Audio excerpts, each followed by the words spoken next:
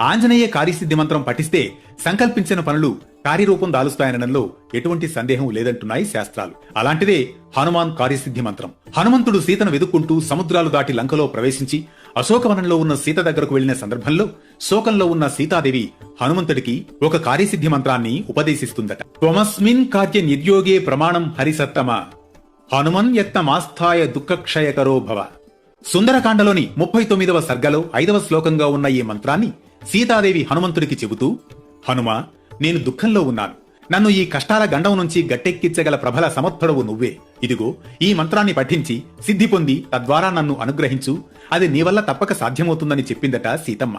తద్వారా సీతాదేవి చెప్పిన మంత్రాన్ని హనుమంతుడు ఏకాగ్రతతో జపిస్తూ సిద్ధి పొంది సీతాదేవి రావణుడి చెర నుండి విముక్తి పొందే మార్గాన్ని సులువు చేయగలిగినట్లు పురాణ కథనం. అందుకే ఈ మంత్రం హనుమాన్ కార్యసిద్ధి మంత్రంగా ప్రఖ్యాతి గడించింది. దీన్ని ప్రతిరోజు 108 సార్లు 40